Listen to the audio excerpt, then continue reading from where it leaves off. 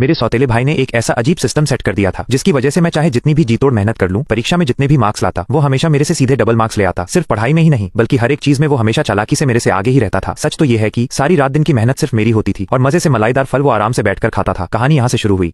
College का पहला दिन था। मैं अकेले ही अपना पुराना सूटकेस घसीटते हुए कैंपस की तरफ बढ़ रहा था और मेरे ठीक आगे चल रहे थे मेरे सगे माता पिता और उनके साथ था उनका लाडला गुबेशन। गुबेशन दिखने में किसी राजकुमार जैसा लग रहा था, महंगे कपड़े, ब्रांडेड घड़ी और सलीके से बने हुए बाल। अचानक उसने पीछे मुड़कर चिढ़ते हुए मुझसे कहा, भाई थोड़ा जल्दी चलो ना, इतनी धूप में क्या अपनी जान लोगे। उसकी बात सुनकर मेरे हाथ की मुट्ठियां भिज गईं। कड़वा सच तो ये था कि मैं ही इस अमीर गू परिवार का असली बेटा हूं। जब मैं सिर्फ 2 साल का था तब मुझे किडनैप कर लिया गया था और एक गरीब गांव में बेच दिया गया था। वहां मैंने बहुत दुख झेले। 3 साल पहले जब मैं वापस आया तो मुझे लगा माता पिता मुझे गले लगाएंगे, लेकिन मुझे मिला तो सिर्फ उनका ताना और नफरत। उन्होंने मेरा 3 बार डीएनए टेस्ट कराया और बड़ी मजबूरी में मुझे घर में रखा। वो हमेशा मेरी तुलना गुबेशन से करते और कहते कि मैं गांव का गवार हूं। घर का सारा काम भी मुझसे ही कराया जाता था। मैंने सालों मेहनत की कि शायद कभी माता पिता का दिल पिघल जाए, लेकिन किस्मत हमेशा गुबेशन का ही साथ देती थी। मैं दिन रात पढ़ता तो वो मजे करके भी मुझसे ज्यादा नंबर ले आता। मैं धूप में मेहनत करता और वो आराम से रहकर भी फिट रहता। यहाँ तक कि इस बड़े कॉलेज में भी वो बिना किसी मेहनत के सीधे एडमिशन पाकर मेरा रूममेट बन गया। मेरी पूरी जिंदगी बस उसके सामने एक बैकग्राउंड बनकर रह गई थी। पर मिलिट्री ट्रेनिंग के तीसरे दिन सब कुछ बदल गया। ग्राउंड पर मैंने देखा कि एक छोटे से चांदी जैसे सफेद सांप की पूंछ लोहे के पाइप के नीचे दबी हुई थी। मुझे तरस आ गया। मैंने पाइप हटाकर उसकी जान बचाई और वो तुरंत वहां से भाग गया। मुझे लगा बात वहीं खत्म हो गई, लेकिन असली खेल तो उस रात शुरू हुआ। रात को हॉस्टल के कमरे में बाकी सब सो चुके थे। मैं बेड पर लेटा हुआ अगले महीने के खर्चे की चिंता कर रहा था। उसी उलझन के पल में खिड़की से आती चांदनी की रोशनी में मुझे अपने बेड के पास वही चांदी का सांप दिखाई दिया। उसकी बॉडी चांदी जैसी सफेद चमक रही थी और आंखें कांच की तरह बिल्कुल साफ थीं। तभी मेरे कानों में एक ठंडी सिहरन पैदा करने वाली आवाज गूंजी, इंसान, तुम्हारी मदद के लिए शुक्रिया। मैं इस दुनिया में फंसा हुआ 1000 साल पुराना नाग देवता हूं। तुमने मुझ पर दया दिखाई है, इसलिए तुम्हारे इस एहसान का बदला चुकाने के लिए मैं तुम्हारी 3 इच्छाएं पूरी कर सकता हूं। मैं तो बिल्कुल सुन्न हो गया। मैंने जोर से अपनी जांघ पर चुटकी काटी। एक तेज दर्द का एहसास हुआ, यानी ये कोई सपना नहीं था। मैंने बड़ी सावधानी से कंफर्म करने के लिए पूछा, क्या मैं कुछ भी मांग सकता हूं? मेरे दिमाग में तुरंत एक नंबर कौंधा 100 करोड़। अगर इतने पैसे आ गए तो मुझे कभी किसी के आगे हाथ नहीं फैलाना पड़ेगा, नहीं कभी खर्चे की चिंता होगी। मैं बस बोलने ही वाला था कि अचानक मेरी आंखों के सामने एक अजीब सी तैरती हुई स्क्रीन दिखाई दी, जैसे कोई लाइव चैट या कमेंट्स चल रहे हों। उस स्क्रीन पर लिखा था, धत्त तेरे की, इस नैन पेई के हाथ क्या खजाना लग गया भाई, इसने सच में नागदेवता की जान बचा ली। दूसरा कमेंट आया, ये खुद को खुदा का बंदा समझ रहा है। हंसी आ रही है मुझे, इसे क्या पता कि ये सब हमारे शियन भाई का मास्टर प्लान है। और फिर एक और कमेंट चमका, हाँ भाई, मत भूलो कि हमारे शियन भाई ने इसके साथ डबल रिवॉर्ड सिस्टम बांध रखा है। नैन पेई जो भी मांगेगा शियन भाई को उसका दोगुना मिलेगा। ये पढ़ते ही जैसे किसी ने मेरे सिर पर बर्फीला ठंडा पानी डाल दिया हो। उन कमेंट्स को देखकर मुझे समझ आया कि मैं जिस दुनिया में हूं वो किसी कहानी जैसी है और ये गुबेशन ही उनका चहेता हीरो है। 3 साल पहले उसने चालाकी से मुझे अपने इस डबल सिस्टम से बांध दिया था। मैंने चुपके से सामने वाली खिड़की की तरफ देखा जहां गुबेशन का बेड था। उसकी पलकें हल्की सी कांप रही थीं और उसके होठों पर एक बेहद बारीक सी मुस्कान थी। वो सोया नहीं था, वो जाग रहा था और बस इस बात का इंतजार कर रहा था कि मैं कब अपनी विश मांगूं। मुझे इस तरह चुपचाप सोच में डूबा देख नागदेवता ने थोड़े उतावलेपन से कहा, जल्दी करो, मांगो। उधर मेरी आंखों के सामने वो कमेंट्स भी पागलों की तरह स्क्रॉल हो रहे थे। ये नागदेवता भी कम शातिर नहीं है। दुनिया बदलने वाली इच्छाओं का एक भारी नुकसान होता है। अगर विश का असर दूसरों पर या दुनिया पर बहुत ज्यादा पड़े तो उसका भयंकर बैकफायर होता है। इंसान या तो कंगाल हो जाता है या फिर सीधा ऊपर पहुंच जाता है। और आखिरी कमेंट ने तो मेरे होश उड़ा दिए। मुझे तो नैन पेई की बर्बादी साफ दिख रही है। वो ज्यादा दिन नहीं जिएगा, पर हमारे शियन भाई का कुछ नहीं बिगड़ेगा, क्योंकि विश तो नैन पेई ने मांगी है ना, तो भुगतेगा भी वही। शियन भाई तो बस मजे लेंगे। मेरे अंदर एक खौफनाक डर बैठ गया। तो ये वजह थी कि गुबेशन ने इतनी आसानी से ये मौका मेरे हाथ लगने दिया। उन कमेंट्स के मुताबिक आगे चलकर इस नाइंसाफी की वजह से मेरा मानसिक संतुलन बिगड़ जाता। मैं जलन से अंधा होकर एक विलेन बन जाता और गुबेशन को फंसाने की नाकाम कोशिशें करता। नतीजा ये होता कि मेरे सगे माता पिता मुझसे नफरत करने लगते और उसके चाहने वाले मुझे तड़पा तड़पा कर मार डालते और गुबेशन मेरी लाश पर पैर रखकर कामयाबी की बुलंदियों को छू लेता। मेरे सीने में गुस्से की एक आग सी भड़क उठी। मैं जानता था कि माता पिता के दिल में मेरी कोई जगह नहीं है और मैंने कभी गुबेशन की जगह लेने का ख्वाब भी नहीं देखा था। मैं तो बस अपने हिस्से का थोड़ा सा प्यार और हक चाहता था, लेकिन इसके बावजूद उसने मुझे अपनी आंख का कांटा समझा और मेरा वजूद मिटाने के लिए इस हद तक गिर गया। जब तय ही है कि मुझे विलन बनना ही है, तो फिर क्यों ना इसकी शुरुआत मैं अपनी मर्जी से करूं। मैंने अपनी आंखें बंद कर लीं। मैंने अपनी आंखें खोलीं और सीधे नागदेवता की तरफ देखकर कहा, नागदेवता, मैंने सोच लिया है। मेरी पहली इच्छा यह है कि मुझे रोज कम से कम 8 घंटे की सुकून की नींद मिले। मैं बस शांत खड़ा रहा, लेकिन मेरी आंखों के सामने वो कमेंट्स पागलों की तरह उछलने लगे। लोग हैरान भी थे और मेरा मजाक भी उड़ा रहे थे। एक कमेंट आया, अरे ये नैन पेई पागल हो गया है क्या? भला ये भी कोई मांगने की चीज है? तभी इसके माँ बाप इसे गंवार समझते हैं। दूसरा बोला, सामने आधी जायदाद और खानदानी रुतबा पाने का मौका था, पर इस बेवकूफ को बस सोने की पड़ी है। दिमाग बेच खाया है क्या? वहीं कुछ कमेंट्स गुबेशन के लिए थे। लो भाई, हमारे शियन भाई तो करोड़ों की दौलत और गजब के लुक्स का डबल रिवॉर्ड लेने के लिए बिल्कुल तैयार बैठे थे, पर इस गवार ने सारा प्लान चौपट कर दिया। इसे मौका मिला भी तो सिर्फ सोने का। इन कमेंट्स को देखकर मुझे अंदर ही अंदर एक सुकून मिला। ये लोग मुझे लालची और घमंडी समझ रहे थे। उनके शरीर से एक दिव्य रोशनी निकली और वो बोले, तथास्तु, तुम्हारी इच्छा पूरी हो। जैसे ही वो रोशनी मेरे सीने में समाई, मुझे अपने शरीर और दिमाग में एक गजब का सुकून महसूस हुआ। और ठीक उसी पल सामने वाले बेड पर लेटे गु बेशन ने अपनी आंखें खोल दी। उसकी आंखों में साफ साफ घबराहट और एक गहरा गुस्सा दिखाई दे रहा था। वो तड़प कर मुझे कुछ डांटना चाहता था, चिल्लाना चाहता था, लेकिन जैसे ही उसने अपना मुंह खोला, किसी अदृश्य और अनजान ताकत ने उसे जकड़ लिया। उसका खुद के शरीर पर से कंट्रोल खो गया और वो झटके से पीछे की तरफ जा गिरा। मैंने खुद को सुरक्षित करने के लिए नागदेवता से सुरक्षा की भीख मांगी। अब मेरे पास 2 वरदान और बचे थे। नागदेवता ने मुझे बहुत गहरी नजरों से देखा और मैंने बस चुपचाप सिर हिला दिया। देखते ही देखते वो एक बारीक चांदी की लकीर जैसे सांप की पूंछ में बदले और चुपके से मेरी कलाई के अंदरूनी हिस्से पर आकर चिपक गए। अगली सुबह वरदान के असर से मेरी आंख बिल्कुल सही समय पर खुली। 8 घंटे की गहरी और सुकून भरी नींद का जादू साफ दिख रहा था। कल दिन भर की जितनी भी थकावट और टेंशन थी वो पूरी तरह गायब हो चुकी थी। दूसरी तरफ मेरे बाकी के दोनों रूममेट्स ज़्याओ लेई और ली मिंग की हालत ऐसी थी जैसे किसी ने उनकी जान ही निचोड़ ली हो। आंखों के नीचे काले घेरे लिए वो सोते जागते हुए किसी तरह बेड से नीचे उतरे। जब उन्होंने देखा कि मैं एकदम तैयार होकर अपना बेड ठीक कर रहा हूं तो ज़्याओ लेई हैरान रह गया। वो बोला, गुनान, तुम सच में अजीब हो यार। रात भर हॉस्टल में इतना शोर हो रहा था, फिर भी तुम घोड़े बेचकर सो रहे थे। ली मिंग ने भी सिर पकड़ते हुए हाँ में हाँ मिलाई। वही तो, इतना जोरदार शोर था कि मैं पूरी रात अपनी आंखें तक बंद नहीं कर पाया। मेरा सिर दर्द के मारे फटा जा रहा है। मैंने उनकी तरफ देखा और बिना किसी भाव के रूखे अंदाज में कहा, मैं क्या करूं, मेरी नींद शुरू से ही बहुत गहरी है। उन्होंने मुझ पर ध्यान देना छोड़ा और सीधे गु बेशन के बेड की तरफ बढ़े जो अभी तक चादर ताने सोया हुआ था। उन दोनों ने उसे पकड़कर जोर जोर से हिलाया। घबराकर उन्होंने उसकी सांसें चेक की, यहां तक कि उसके गाल पर चुटकी भी काटी, पर गु बेशन टस से मस नहीं हुआ। बस उसके शरीर से लगातार पसीना छूट रहा था और वो बेसुध पड़ा था। समय तेजी से निकला जा रहा था। आखिरकार दोनों रूममेट्स ने हार मान ली और गु बेशन को वैसे ही छोड़कर हड़बड़ी में अपनी चीजें समेटकर रूम से बाहर भागे। नतीजा ये हुआ कि वो दोनों मिलिट्री ट्रेनिंग के लिए लेट हो गए और उस कड़क मिजाज डेविल इंस्ट्रक्टर ने उन्हें कड़ी सजा दे दी। धूप में उठक बैठक करते करते वो दोनों अधमरे हो गए और उनके दिल में गु बेशन के लिए नफरत और बढ़ गई। गु बेशन की आंख दोपहर बाद खुली। जब मिलिट्री ट्रेनिंग खत्म होने वाली थी तब वो घबराया हुआ ग्राउंड पर पहुंचा। इंस्ट्रक्टर भला ऐसा अनुशासनहीन बर्ताव कैसे बर्दाश्त करते। उन्होंने बिना रहम खाए उसे सबसे खतरनाक सजा सुना दी। ग्राउंड के पूरे 50 चक्कर काटो और जब तक खत्म न हो रुकना मत। महज कुछ चक्करों में ही उसका चेहरा सफेद पड़ गया और पैर लड़खड़ाने लगे। आखिर में कॉलेज के काउंसलर को बीच में आना पड़ा। उन्होंने इंस्ट्रक्टर से मिन्नतें करके उसे रुकवाया, लेकिन शर्त रखी कि अगले दिन उसे 5000 शब्दों का माफीनामा लिखकर देना होगा। रात के 10 बज चुके थे और हॉस्टल का गेट बंद होने वाला था जब गु बेशन एक मरे हुए कुत्ते की तरह अपने पैर घसीटता हुआ रूम में दाखिल हुआ। उसने जैसे ही अंदर कदम रखा, देखा कि ज़्याओ लेई और ली मिंग मजे से बेड पर लेटे वीडियो गेम खेल रहे हैं। दिन भर का दबा हुआ उसका गुस्सा एक झटके में फूट पड़ा। वो उन पर चिल्लाने लगा। ज़्याओ लेई, जो खुद दिन भर की सजा भुगतकर गुस्से में बैठा था, ये सुनते ही भड़क गया। तेरा दिमाग खराब है क्या बेशन? हम दोनों ने कम से कम आधा घंटा तुझे उठाने की कोशिश की। चिल्लाते चिल्लाते हमारा गला बैठ गया, पर तू तो सुअर की तरह सो रहा था और अब उल्टा हम पर ही धौंस जमा रहा है। ली मिंग ने भी पीछे से तंज कसा। वही तो, हमें लगा तुझे कुछ हो गया है। हम तो 120 एम्बुलेंस को फोन करने वाले थे। गु बेशन ने अपना गला फाड़ते हुए पलटवार किया। खर्राटे? किसने खर्राटे लिए? तुम दोनों झूठ बोल रहे हो। मैं सब जानता हूं। तुम दोनों मुझसे जलते हो और जानबूझकर मेरा नाम खराब कर रहे हो। मैं तुम्हें अपना भाई मानता था, इतनी महंगी जापानी डिश खिलाता था और तुम मेरे साथ ऐसा घटिया बर्ताव कर रहे हो। अब वो दोनों रूममेट्स भी कोई सीधे साधे गाय नहीं थे। भला वो ये इल्जाम कैसे सहते? देखते ही देखते उनके बीच भयंकर गाली गलौज और लड़ाई शुरू हो गई। ज़्याओ लेई ने चिल्लाकर कहा, अबे तुझसे कौन चलेगा? तू खर्राटे लेता है या नहीं ये पूरा हॉस्टल जानता है। तीनों के बीच की लड़ाई इतनी बढ़ गई कि पड़ोस के कमरों से लोग बीच बचाव करने आ गए। गुस्से में पागल गु बेशन चिल्ला रहा था कि उसके पैसों के एहसान वापस करो, जबकि ज़्याओ लेई और ली मिंग उसे ढोंगी, बेशर्म और मरा हुआ इंसान कहकर कोस रहे थे। वो बुरी तरह घिर चुका था। ज़्याओ लेई ने चिल्लाकर यहां तक कह दिया कि वो गु बेशन के खर्राटों का ऑडियो रिकॉर्ड करेगा और पूरे कॉलेज को सुनाएगा ताकि उसका असली चेहरा सबके सामने आ सके। इस बात ने जलती आग में घी का काम किया। लेकिन ठीक उसी पल जब तीनों के बीच लड़ाई अपने चरम पर थी, अचानक गु बेशन की आवाज बंद हो गई।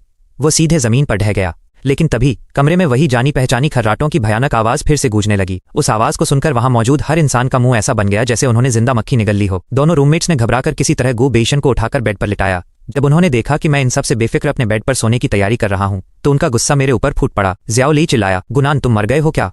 तुम तो गु परिवार के टुकड़ों पर पलने वाले एक गरीब स्टूडेंट हो ना? गु बेशन की ये हालत है और तुम्हें कोई परवाह ही नहीं है। ये सुनकर मुझे समझ आया कि गु बेशन ने पीठ पीछे मेरे बारे में हॉस्टल में क्या बकवास फैला रखी थी। मैं अपने ऊपर के बेड पर उठकर बैठा और ठंडे अंदाज में उनकी तरफ देखा। मैंने कहा, वो सोया है, मरा नहीं है। कल सुबह मेरी मिलिट्री ट्रेनिंग है और तुम्हारे चक्कर में रात भर जागने की मेरी कोई जिम्मेदारी नहीं है। इतना कहकर मैंने उनके चौंके हुए और बदसूरत चेहरों को देखना बंद किया और अपने बेड का पर्दा खींच लिया। मेरे पीछे वो दोनों दबी आवाज में हैरानी से फुसफुसा रहे थे और उनके बीच में गु बेशन के खर्राटे लगातार गूंज रहे थे। अगले ही दिन यह खबर पूरे कॉलेज में फैल गई कि गु बेशन अचानक किसी अजीब बीमारी का शिकार हो गया है, जिसकी वजह से वो दिन में 16-16 घंटे सोने के लिए मजबूर है। बदनामी बहुत तेजी से फैली।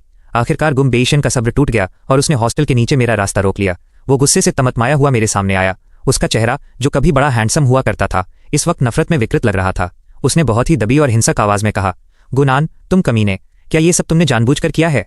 मैंने बहुत ही शांत रहकर जवाब दिया, तुम किस बारे में बात कर रहे हो? क्या मैं ये जानता हूं कि तुम मम्मी पापा के सामने मेरे बारे में जहर उगलते हो ताकि वो मुझे घर से निकाल दें? मैंने थोड़ा रुककर एक ठंडी मुस्कान के साथ कहा, या फिर मैं सिर्फ ये जानता हूं कि तुम सोते समय सुअर की तरह खर्राटे लेते हो। इसे जानने के लिए मुझे किसी जादू की जरूरत नहीं है। वो गुस्से के मारे थर थर कांपने लगा। उसकी जहरीली आंखें मुझे इस तरह देख रही थीं मानो वो मेरा कत्ल कर देगी। उसके सिर के ऊपर तैरते हुए वो कमेंट्स भी पागलों की तरह स्क्रॉल हो रहे थे जो मुझे कोस रहे थे। मेरा दिल अंदर से बिल्कुल शांत था। मेरे ही सामने उसने माँ का नंबर मिलाया और बेहद रोनी और लाचार आवाज में बोला, मम्मी, भाई मुझे बहुत परेशान कर रहा है। उसने मुझे सरेआम तमीजहीन कहा और मेरे खर्चे के पैसे भी छीनना चाहता है। मम्मी, मैं यहाँ कॉलेज में ठीक से रह भी नहीं पा रहा हूँ। उसने हमेशा की तरह सच को तोड़ मरोड़ कर पेश किया। फोन पर माँ की चीखने की आवाज साफ सुनाई दे रही थी। क्या उसकी इतनी हिम्मत कि वो हमारे लाडले को परेशान करे? बेटा, तुम बिल्कुल परेशान मत हो। मैं अभी के अभी उसके सारे पैसे रोक रही हूँ। उसे एक धेला भी नहीं मिलेगा। देखने दो मुझे वो कैसे जिंदा रहता है। फोन कटते ही गुबेशन के चेहरे का वो रोना गायब हो गया और उसकी जगह एक घमंडी जहरीली मुस्कान आ गई। उसने अपना सिर ऊंचा किया और बोला, सुना तुमने गुनान, अब तुम्हारे पास फूटी कौड़ी भी नहीं है। अगर अपनी भलाई चाहते हो तो घुटनों के बल बैठो और मुझसे माफी मांगो। अगर मेरा मूड अच्छा हुआ तो शायद तुम्हें मेरे बचे हुए खाने में से कुछ मिल जाए।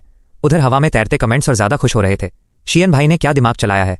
नैनपेई का सारा दाना पानी बंद कर दिया। अब वो गुस्से में आकर नाग देवता से कोई बड़ी विश मांगेगा और बदला लेने की कोशिश करेगा, और वो जो भी मांगेगा उसका डबल तो हमारे शियन भाई को ही मिलेगा। गु परिवार की इतनी बड़ी जायदाद के सामने ये 8,000 की पॉकेट मनी तो कुछ भी नहीं है। इतने में तो शियन भाई के कुत्ते का खाना भी नहीं आता। आखिर आगे चलकर पूरी कंपनी तो शियन भाई को ही संभालनी है। उधर हवा में तैरते उन कमेंट्स को देखकर मुझे उनकी असलियत समझ आ रही थी, लेकिन मैंने गुबेशन की उम्मीद के मुताबिक कोई रिएक्शन नहीं दिया। मैंने पहले की तरह डरने या गिड़गिड़ाने का नाटक बिल्कुल नहीं किया। इतना कहकर मैं उसके पास से निकल गया और सीधा अपने हॉस्टल के कमरे की तरफ बढ़ गया। हाँ, जेब में एक फूटी कौड़ी न होना थोड़ी परेशानी की बात थी, पर मुझे इसका कोई डर नहीं था क्योंकि मैं जानता था कि एक जबरदस्त पलटवार का सही मौका बहुत जल्द आने वाला है। कॉलेज की स्टार पार्टी आने वाली थी। हवा में तैरते उन कमेंट्स के मुताबिक मूल कहानी में मैं इसी पार्टी के दौरान गुबेशन के लिए एक विश मांगने वाला था कि वो सुपर हैंडसम बन जाए, और मेरी उस विश के कारण गुबेशन को डबल खूबसूरती मिलने वाली थी। इस वक्त ऑडिटोरियम में खचाखच भीड़ थी और माहौल काफी गर्म था।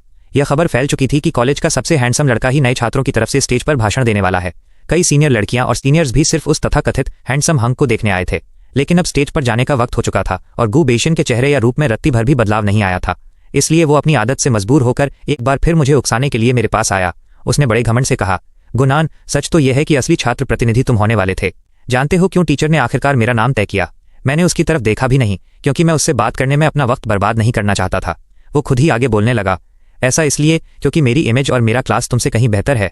तुम उतने हैंडसम नहीं हो और न ही तुम्हारा कोई स्टैंडर्ड है। तुम्हारी किस्मत में पूरी जिंदगी मेरे साए में रहना और मेरे पैरों तले कुचले जाना ही लिखा है। भले ही मैं उन कमेंट्स को न देखता, तब भी मुझे समझ आ जाता कि ये उसकी कोई पुरानी चाल है। मैंने ऐसा नाटक किया मानो मैं उसकी बातों से बहुत ज्यादा भड़क गया हूँ। मैंने गुस्से का अभिनय करते हुए कहा, मेरे सामने इतने नवाब मत बनो। क्या पता मैं अभी अपना शरीर थोड़ा सा हिलाऊं और अचानक एक हैंडसम लड़का बन जाऊं। मेरी ये बात सुनते ही गुबेशन के चेहरे पर एक पल के लिए अपनी योजना के कामयाब होने की चमक कौंध गई। मैंने भी उसकी उम्मीदों को टूटने नहीं दिया। मैंने एक गहरी सांस ली और मन ही मन नागदेवता का आह्वान करते हुए अपनी दूसरी इच्छा मांगी। मैं चाहता हूं कि मेरा वजन हमेशा लगभग 70 किलोग्राम के आसपास ही रहे। नागदेवता ने एक बेहद अजीब और उलझन भरे चेहरे के साथ मुझसे कहा, जैसी तुम्हारी इच्छा। इतना होते ही हवा में तैरते कमेंट्स का बॉक्स जैसे पागल हो गया। लोग हंस हंसकर लोटपोट हो रहे थे। भाई, मैं अपनी हंसी नहीं रोक पा रहा हूं। कौन भला आदमी ऐसी विश मांगता है? क्या नैनपेई की विश पूरी हुई? मुझे तो उसमें कोई बदलाव नहीं दिख रहा। ऊपर वाले भाई, तुम गलत नहीं कह रहे। वो बिल्कुल वैसा ही है, बस उसने थोड़े ढंग के कपड़े पहन लिए हैं, पर उसका चेहरा सचमुच बेमिसाल लग रहा है। लेकिन रुको, ये क्या हो रहा है? तभी लाउडस्पीकर पर मैनेजर की आवाज गूंजी, अब मैं बहुत ही आदर के साथ हमारे नए छात्र प्रतिनिधि गुबेशन को स्टेज पर भाषण देने के लिए आमंत्रित करता हूं।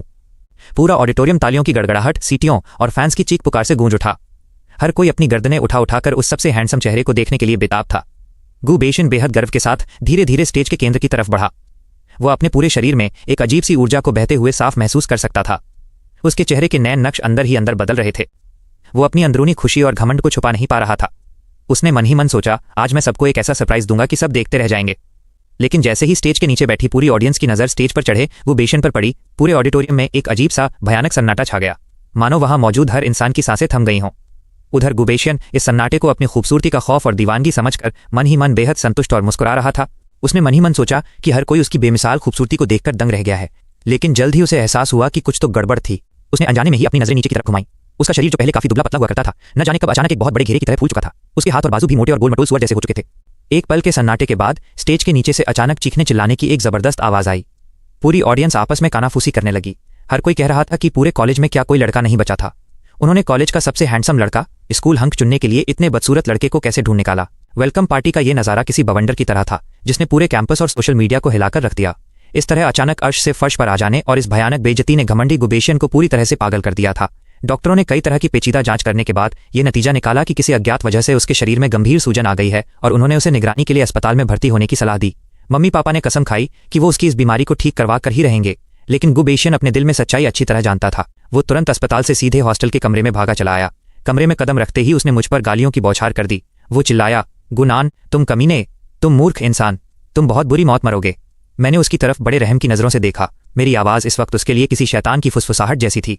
मैंने कहा, गुबेशियन, लगता है तुम अभी तक हालात को समझ नहीं पाए हो। मैंने थोड़ा रुककर अपनी बात जारी रखी। जरा अंदाजा लगाओ, अगर मैंने नाग देवता से अपनी तीसरी इच्छा ये मांग ली कि मेरा ब्लड प्रेशर हमेशा 80 और 120 के बीच ही रहे, तो तुम्हारे साथ क्या होगा। मेरी ये बात सुनते ही उसके चेहरे का गुस्सा पल भर में जम गया। उसका पूरा शरीर बेकाबू होकर कांपने लगा। उसने खौफ से कांपती आवाज में कहा, तुम जानते हो, तुम सब कुछ जानते हो। भाई, तुम मेरे सगे भाई हो। मुझसे नासमझी हो गई, प्लीज मुझे माफ कर दो। इतना कहने के बाद वो बदहवास होकर हॉस्टल के कमरे से बाहर भाग गया। मुझे एक फोन कॉल के जरिए वापस गु परिवार के बंगले पर बुलाया गया। मेरे पापा मुख्य सोफे पर बैठे थे। उनका चेहरा बिल्कुल सपाट था। उन्होंने कड़क आवाज में कहा, घुटनों के बल बैठ जाओ। मेरी माँ एक तरफ बैठकर रो रही थी और उनकी आंखों में मेरे लिए सिर्फ शिकायत और निराशा भरी थी। वहीं गुबेशियन माँ के ठीक बगल में बैठा हुआ था और उसकी आंखें रोने की वजह से पूरी लाल हो चुकी थीं। मुझे देखते ही उसका चेहरा लाल हो गया। मैं अपनी जगह पर चुपचाप खड़ा रहा और शांत आवाज में पूछा, पापा, आखिर मैंने क्या गलत किया है जो मुझे घुटनों के बल बैठने के लिए कहा जा रहा है। मेरे पापा ने गुस्से में दहाड़ते हुए कहा, तुम्हारी इतनी हिम्मत कि तुम मुझसे ही सवाल पूछ रहे हो। तुम इस बात से जलते हो कि तुम्हारा भाई नए छात्रों का प्रतिनिधि बना है, इसीलिए तुमने घटिया हथकंडे अपनाकर उसे जहर दिया और इस हालत में पहुंचाया। हमारे गु परिवार का नाम तुमने पूरे कॉलेज में मिट्टी में मिला दिया है। मेरी माँ भी रोते हुए चिल्लाई, गुनान, तुम इतने बेरहम कैसे हो सकते हो। बेशी ने तुम्हारा क्या बिगाड़ा था, तुम उसे इस तरह नुकसान पहुंचाना चाहते हो। वो तुम्हारा सगा भाई है। मैं अंदर ही अंदर ठंडी मुस्कान मुस्कुराया। मैंने उसे नुकसान पहुंचाया? आखिर किस बुनियाद पर ये लोग कह रहे हैं कि मैंने उसे चोट पहुंचाई है? सिर्फ इसलिए क्योंकि वो इनके सामने रोया और उसने हमेशा की तरह नौटंकी की। तभी गुबेशियन ने अपनी रोनी आवाज में फिर से आग में घी डालने का काम किया। पापा, मम्मी, मैं जानता हूं कि गलती मेरी ही है। मुझे भैया से उलझना नहीं चाहिए था। आखिर वह आपके सगे बेटे हैं। मुझे लगता है कि मेरा यहां से चले जाना ही बेहतर होगा। अगर हालात ऐसे ही रहे तो मुझे डर है कि कहीं मैं अपनी जान से हाथ न धो बैठूं। ये सुनते ही पापा और मम्मी तुरंत चौकन्ने हो गए। तुम्हारा क्या मतलब है बेशन? गुबेशियन फूट फूट कर रोने लगा। उन्होंने मुझे धमकी दी है। उन्होंने कहा कि वो मुझसे इन सारे सालों का बदला लेना चाहते हैं, क्योंकि उनकी जगह सारी सुख सुविधाएं मुझे मिली। उन्होंने कहा कि ये तो सिर्फ एक सबक है और अगर मैंने आगे कभी भी उनसे जायदाद का हिस्सा मांगने की हिम्मत की तो वो मुझे जिंदा नहीं छोड़ेंगे। पापा, मैं अभी सिर्फ 18 साल का हूं। मैं अभी मरना नहीं चाहता। ये सुनकर मेरे पापा का गुस्सा 7वें आसमान पर पहुंच गया। क्या गुनान, तुम सच में एक आस्तीन के सांप निकले। सिर्फ जायदाद के लालच में तुम अपने ही भाई की जान लेना चाहते हो। मेरी माँ ने भी मुझे बुरी तरह फटकारते हुए कहा, निकल जाओ यहां से। अगर मुझे पहले से पता होता कि तुम ऐसे निकलोगे तो मैं तुम्हें कभी पैदा ही नहीं करती। अभी के अभी दफा हो जाओ। मैंने भी बहुत ही शांत रहकर उनकी तरफ देखा। मुझे ऐसे पक्षपाती और अंधे माता पिता की कोई जरूरत नहीं थी। मैं बिना पीछे मुड़कर देखे हमेशा के लिए गु परिवार के उस बंगले से बाहर निकल गया। मेरे इस तरह बिना डरे और बिना गिड़गिड़ाए चले जाने से मेरे माता पिता का गुस्सा और ज्यादा भड़क गया। गुबेशियन को दिलासा देने के लिए और मेरे सारे रास्ते हमेशा के लिए बंद करने के इरादे से उन्होंने एक बड़ा फैसला लिया। ठीक एक हफ्ते बाद उन्होंने गुबेशियन के लिए 18वें जन्मदिन की एक बेहद भव्य और आलीशान पार्टी रखी। पार्टी के सबसे खास मोड़ पर मेरी माँ ने सरेआम यह ऐलान कर दिया कि गुबेशियन ही गु परिवार की पूरी धन दौलत और जायदाद का इकलौता वारिस एयर होगा। वो इतने पर ही नहीं रुके। इस बड़े मौके पर उन्होंने मुझे नीचा दिखाने के लिए एक इन्विटेशन कार्ड, निमंत्रण पत्र भी भेजा। वे चाहते थे कि मैं अपनी आंखों से गुबेशियन को उस सारी शोहरत और दौलत के शिखर पर जाते हुए देखूं। वे देखना चाहते थे कि मैं कैसे पछतावे और जलन की आग में तड़पता हूं। लेकिन अफसोस, मैं उस पार्टी में गया ही नहीं। मैं उस पार्टी में बिल्कुल नहीं गया। इसके बजाय मैंने वो इन्विटेशन कार्ड अपने एक छोटे भाई चेले को थमा दिया। जैसे ही मुझे इस बात की पक्की खबर मिली कि गु परिवार की सारी जायदाद कानूनी तौर पर गुबेशियन के नाम ट्रांसफर हो चुकी है, वैसे ही मैंने अपनी प्यारी माँ के पास 2 बहुत बड़े सरप्राइज गिफ्ट भेजने का इशारा कर दिया। पहला तोहफा मेरे पापा और गुबेशियन की डीएनए पैटर्निटी टेस्ट रिपोर्ट थी। असल में जवानी के दिनों में मेरे पापा को एक सौतन दूसरी औरत से प्यार हो गया था, लेकिन बाद में शॉर्टकट का रास्ता चुनने और बिना मेहनत के अमीर बनने के चक्कर में उन्होंने मेरी माँ से शादी कर ली और उस दूसरी औरत को अपनी गुप्त रखैल बनाकर रखा। लेकिन माँ हमेशा चालाक थीं। उन्होंने कंपनी के शेयर्स और प्रॉपर्टी की कमान अपने हाथों में रखी थी। इसीलिए पापा और उनकी रखैल ने मिलकर ये साजिश रची और अपने नाजायज बेटे को एक अनाथ का मुखौटा पहनाकर गु परिवार में एंट्री दिला दी। उन्होंने मुझे, जो कि इस परिवार का असली वारिस था, रास्ते से हटाकर उसे मेरी जगह बिठा दिया ताकि वो पूरी जायदाद पर कब्जा कर सकें। यह पैटर्निटी टेस्ट रिपोर्ट माँ के लिए किसी परमाणु बम के धमाके जैसी थी। इस तगड़े झटके को मेरी माँ बर्दाश्त नहीं कर पाई और उनके पैरों तले जमीन खिसक गई। वो बेहोश होते होते बचीं। लेकिन खेल अभी खत्म नहीं हुआ था। दूसरा बड़ा तोहफा था, इस बात का पक्का सबूत कि गु बेइशन ही माँ को पीठ पीछे धीरे धीरे ड्रग्स दे रहा था। इस दूसरे झटके ने मेरी माँ को अंदर से पूरी तरह झकझोर कर रख दिया। वो आज तक खुद को खुशनसीब समझती आ रही थी, लेकिन आज जाकर उन्हें पता चला कि उनके सबसे करीबी और भरोसेमंद लोगों ने ही मिलकर उनके खिलाफ इतनी बड़ी साजिश रची थी। उन्होंने न सिर्फ अपनी सौतन के बेटे को पाला बल्कि उसे अपना सब कुछ सौंप दिया। वो पूरी दुनिया के सामने एक मजाक बनकर रह गई थीं। इस भयानक धोखे और बेइज्जती के एहसास ने उन्हें स्टेज पर ही पूरी तरह तोड़ दिया। वो आलीशान और गौरवशाली दिखने वाली बर्थडे पार्टी एक बहुत बड़े और गंदे स्कैंडल में बदलकर खत्म हुई। ये तमाशा लंबे समय तक उनके पूरे बिजनेस और हाई प्रोफाइल सर्कल में हंसने का जरिया बना रहा। इसके बाद मेरी माँ ने कोई रहम नहीं दिखाया। मेरे पापा और उस दूसरी औरत पर मानव तस्करों के साथ मिली भगत करके अपने ही सगे बच्चे को बिकवाने के जुर्म में केस दर्ज हुआ। इसके साथ ही माँ ने पापा को पूरी प्रॉपर्टी हड़पने के धोखेबाजी के केस में सलाखों के पीछे पहुंचा दिया। रही बात गु बेइशन की, तो माना कि वो इस पूरी साजिश के वक्त नाबालिग था, इसलिए वो जेल जाने से तो बच गया, लेकिन माँ का बदला अभी पूरा नहीं हुआ था। उन्होंने सरेआम एक बयान जारी करके गु बेइशन की इस जालसाजी का पर्दाफाश कर दिया। एक दिन वो मेरे सामने आकर खड़ा हो गया। माँ की मार खाने की वजह से उसका चेहरा किसी सूजे हुए सुअर जैसा लग रहा था। उसने बेहद जहरीली नज़र से मुझे देखा और गुर्राते हुए कहा, गुनान, तुम बहुत ही कमीने और शातिर इंसान हो। तुम्हें क्या लगा था कि मेरी असली पहचान सबके सामने लाकर तुम मुझसे जीत जाओगे? मैं तुम्हें बता दूं कि अब बहुत देर हो चुकी है। ये पूरी जायदाद और दौलत अब कानूनी तौर पर सिर्फ और सिर्फ मेरी है। लेकिन मैं बस टिकटिकी लगाकर उसे देखता रहा। मैंने कहा, ओह, क्या तुम कुछ ज्यादा ही जल्दी खुश नहीं हो रहे? भूल गए, मेरे पास अभी भी एक आखिरी विश बाकी है। तुम्हें पीछे छोड़ने में मुझे बस कुछ ही मिनट लगेंगे। ये सुनते ही गु बेइशन अंदर से हिल गया। उसने जबरदस्ती अपने दिल के डर को छुपाया और मुझे उकसाते हुए बोला, अगर तुम में दम है तो अभी के अभी वो विश मांगो। तुम चाहे जितने भी पैसे मांग लो, मुझे तो उसका डबल ही मिलेगा। मैंने मुस्कुराते हुए कहा, ठीक है, तो मैं तुम्हारी ये इच्छा भी पूरी कर देता हूँ। गए आगे। मैंने गुन बेइशन के ठीक सामने आखिरी बार नागदेवता का आह्वान किया। मैंने बहुत ही आराम से अपनी तीसरी इच्छा उनके सामने रखी। मैं चाहता हूं कि हर दिन जब मैं सो नहीं रहा हूंगा तब मेरे बैंक अकाउंट में कानूनी तौर पर हर घंटे 0.000 युआन आते रहें। गु बेइशन पहले तो सन्न रह गया और फिर अचानक ठहाका मारकर हंस पड़ा। गुनान, क्या तुम पागल हो गए हो?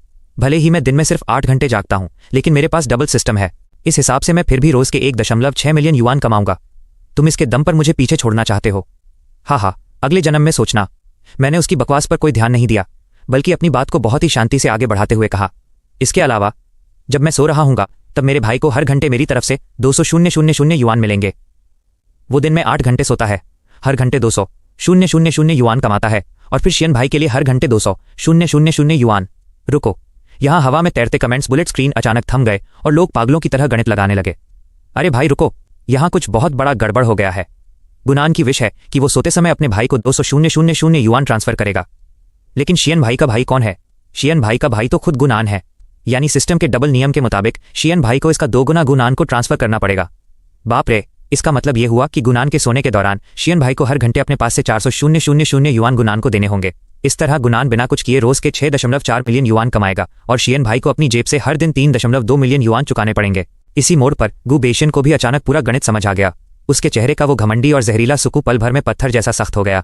अगले ही पल उसे एक भयानक चक्कर आया और वो सीधे जमीन पर ढेर हो गया। नाग देवता ने मेरी तीनों इच्छाएं पूरी कर दी थीं। उन्होंने बेहद भारी और अनमने मन से मेरी कलाई से वो ब्रेसलेट कंगन उतारा। अब उनकी आंखों में वो पहली मुलाकात जैसी चमक और रौब नहीं बचा था। ऐसा लग रहा था जैसे उन्होंने अपनी पूरी ऊर्जा खो दी हो और उनका देवत्व धीरे धीरे गायब हो रहा हो। तभी हवा में तैरते कमेंट से मुझे एक और चौंकाने वाला सच पता चला। वो कोई असली नाग देवता नहीं थे, बल्कि असल में एक सर्प असुर सांप का दैत्य थे। ऊपर से तो वो अपनी साधना और तंत्र के दम पर इंसान की इच्छाएं पूरी करते थे, लेकिन उनका असली मकसद इच्छा पूरी होने के बाद इंसान के भीतर पैदा होने वाली नकारात्मक ऊर्जा, जलन, लालच, नफरत को सोखना था, ताकि वो खुद को शक्तिशाली बना सकें। लेकिन अफसोस, इस बार उनका पाला मुझसे पड़ गया था। मेरी पहली 2 इच्छाओं से उन्हें कोई नेगेटिव एनर्जी नहीं मिली और मेरी तीसरी इच्छा का पूरा बोझ गु बेइशन के सिर पर जा गिरा था। गु बेइशन पूरी तरह बर्बाद हो चुका था, लेकिन वो सर्प असुर गु बेइशन से सीधे तौर पर ऊर्जा नहीं सोख सकते थे। नतीजा यह हुआ कि मुझसे कोई ऊर्जा न मिलने के कारण उस सर्प असुर की सैकड़ों सालों की तपस्या और साधना पल भर में मिट्टी में मिल गई। अब मुझे ये साफ हो गया था कि आगे चलकर वो सर्प असुर कभी किसी को नुकसान पहुंचाने के लायक नहीं बचेगा। उधर गु बेइशन पूरे 16 घंटे तक बेहोश पड़ा रहा।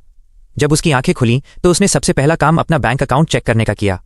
जैसा कि तय था, उसके अकाउंट से पूरे 3.2 मिलियन युआन गायब हो चुके थे।